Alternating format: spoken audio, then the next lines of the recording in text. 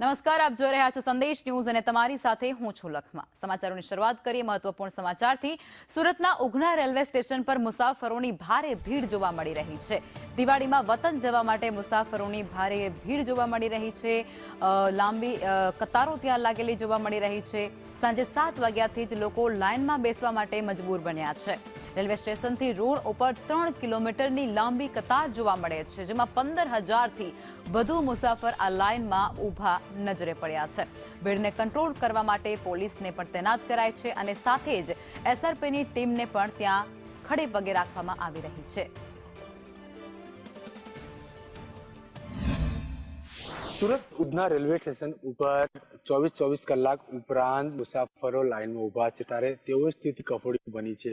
તે સાથે તેઓમાં રોષ પણ જોવાઈ રહ્યો છે, કારણ કે એક બાદ એક તમામ ટ્રેનો છૂટી જતી હોય છે, લાઇનમાં લાગીને તેઓને બેસી રહેવું પડે છે। 24 घंटे के ज्यादा समय कल 7 बजे हम लोग मर रहा है भूखे प्यासे, जाना पड़ेगा ना। जाने के लिए तो हम लोग लाइन लगाया है। हाँ, क्या क्या व्यवस्था की गई है देखा जाए तो? गाड़ी तो जाती है, 2-4-5 गाड़ी गई, हम लोग मिला नहीं, हम लोग पीछे ही खड़ा रह गया। अभी इधर लैट्रिन बाथरूम है बगल में, तो वहाँ पे 10 रुपए लगने का, 5 रुपए लगने का, तो 20 रुपए ले रहे हैं। अच्छा, लैट्रिन जाने का, बाथरूम करने का भी 5 रुपए 10 रुपए मांगते हैं। बोलने पे बोलते हैं जाना है तो जाओ, नहीं तो मत जाओ। इधर वैसे भी सुबह से हम लोग रात से खड़े हैं, 7 बजे से अभी तक न तो पानी मिला इधर, ना तो नाश्ता मिलता है। नाश्ता आता है तो पानी नहीं रहता है, अब बगैर पानी का तो नाश्ता होता नहीं है। कोई मेडिकल की सुविधा है क्या?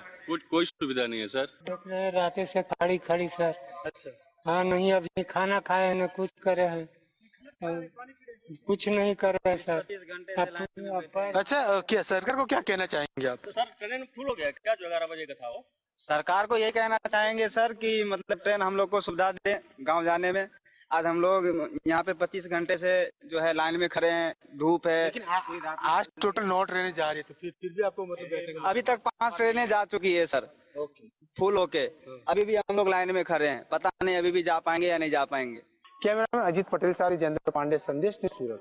ડીસીપી ઝોન 2 ના કાર્યક્ષેત્રના જે અલગ અલગ પોલીસથી વધારે ફોર્સ મંગાવી કાલે રાત્રેથી આમાં પૂરતા પોલીસના બંદોબસ્ત તૈનાત છે, વ્યવસ્થા કરવામાં આવેલ છે, ડ્રોનના સર્વેલન્સ પણ રાખવામાં આવેલ છે અને અહીં પોલીસ દ્વારા અને સામાજિક સંસ્થા દ્વારા અને વહીવટતંત્ર દ્વારા શમિયાના અને પાણી અને નાસ્તાના વ્યવસ્થાપન અત્યારે કરવામાં આવેલ છે। Thank you. Udhna railway station ઉપર પરપ્રાંતિ ભાઈઓની લાગી છે લાઈન, કુલ 3 કિલોમીટરની લાગી છે લાઈન। સીધા દર્શકો જોઈ શકો છો, ઉધના રેલવે સ્ટેશનના પાછળનો આ ભાગ છે, જ્યાં પ્લેટફોર્મ નંબર 6 આવે છે અને ત્યાંથી લઈને એટલે પ્લેટફોર્મથી લઈને કુલ આ આખું જે બ્રિજ છે ઉધનાથી લિંબાયતને જોડતો, તેની નીચેથી છેક લાઈન જે 3 કિલોમીટરની જેટલી લાઈનો લાગી રહી છે।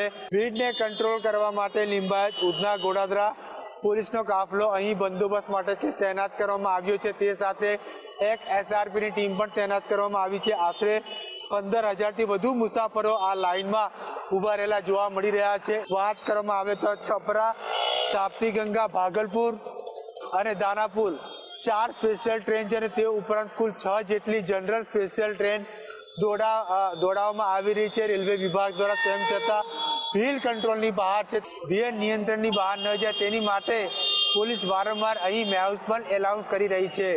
કેમેરામેન અજીત પટેલ સાથે જયેન્દ્ર પાંડે, સંદેશ ન્યૂઝ સુરત।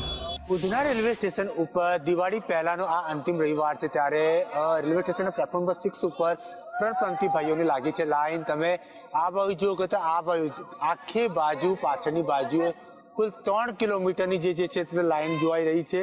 વાત કરવામાં આવે તો કાલે આશરે 15,000થી વધુ જેટલા મુસાફરો અહીં ગતરોજ સાંજેથી જ અહીં લાઈન લગાવીને બેઠા હતા અને કુલ 3 જેટલી લેન બનાવવામાં આવી છે। આ 3 જેટલી લેનો છે જે 3 કિલોમીટર જેટલી લાંબી છે અને પેલી બાજુની પણ એક જે છે લાઈનો છે તે પણ 3 કિલોમીટરની જેટલી લાંબી છે। ખાસ કરીને યુપી બિહારની જ્યારે વાત કરું ત્યારે બિહારમાં છઠ પૂજાનો પણ ખૂબ જ મહત્વ માનવામાં આવે છે। છઠ પૂજા કર્યા બાદ તેઓ જે ચૂંટણી છે તે ચૂંટણી પણ છે તેઓ ચૂંટણી મતદાન કરીને ફરી પરત ફરશે. તે સાથે હવે સુરતમાં ધીરે ધીરે કરીને જે ખાલી થઈ રહ્યું છે, આખા સુરતની વસ્તીની વાત કરવામાં આવે તો આશરે 80 લાખથી વધુની વસ્તી છે. તેમાં કુલ 10 થી 15 લાખ જેટલા જે વસ્તીની વાત કરવામાં આવે તો પરપ્રાંતીય ભાઈઓની વાત. મહત્વની બાબત એ પણ કહી શકાય કુલ 4 જેટલી રેગ્યુલર ટ્રેનો સિવાય કુલ 5 જેટલી અન્ય સ્પેશિયલ જનરલ ટ્રેનો ચાલુ કરવા છતાં ભીડ નિયંત્રણ બહાર જોવાઈ રહી છે.